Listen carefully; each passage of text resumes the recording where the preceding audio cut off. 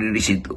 Jadi kalau saya terjemahkan misalnya pacta sunt servanda rebus sic stantibus, artinya perjanjian harus diwujudkan hanya bila keadaan yang diperjanjikan itu masih sama. Itu kira-kira maksudnya. Dalam ekonomi ada istilah ceteris paribus, sama aja pengertian itu.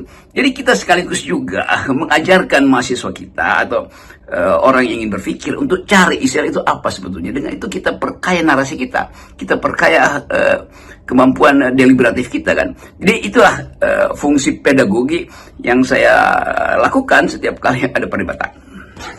Tapi kalau soal debat yang memanas dan berakhir dengan adu jotos, kan itu sudah sering kita lihat, Bung Rocky, di beberapa parlemen itu di negara-negara lain, beberapa negara tetangga juga pernah terjadi gitu ya. Di DPR kita juga sebenarnya pernah terjadi, tapi nggak sampai adu jotos massal seperti di parlemen negara-negara lain. Ya, kalau kita keluar bertemu dengan teman-teman di Eropa atau di Amerika misalnya, mereka sering menganggap bahwa mengapa di parlemen Melayu itu atau Asia, di Taiwan, di Cina, Jepang juga kadang-kala masih ada, di Thailand itu dipertontonkan perkelahian di dalam ruang sidang itu. Ini kan juga beberapa munas partai atau ormas atau OKP di Indonesia kan itu lempar-lemparan kursi itu dan teriak-teriakan di situ kan. Itu juga penanda bahwa kematangan kita untuk menghasilkan formulasi pikiran itu kadang-kala tercegat karena kegugupan kita, karena bahasa tubuh kita itu lebih dahulu menguasai kita ketimbang akal pikiran kita kan.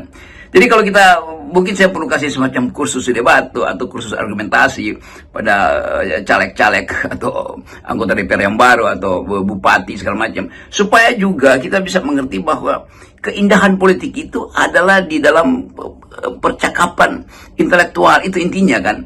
Dari awal kita tahu bahwa politik adalah mengucapkan pikiran itu.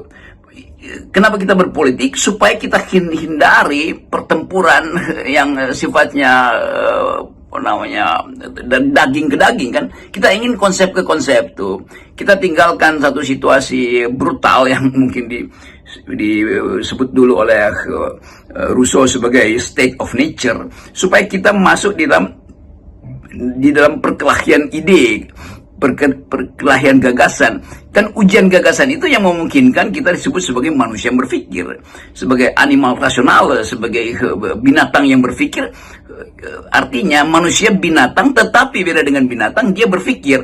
Binatang tidak berpikir, dia tumbuh dalam upaya pertahanan diri secara instinktual. Dan karena itu binatang ya pasti dia akan buas, karena memang dirancang hanya untuk bereaksi itu.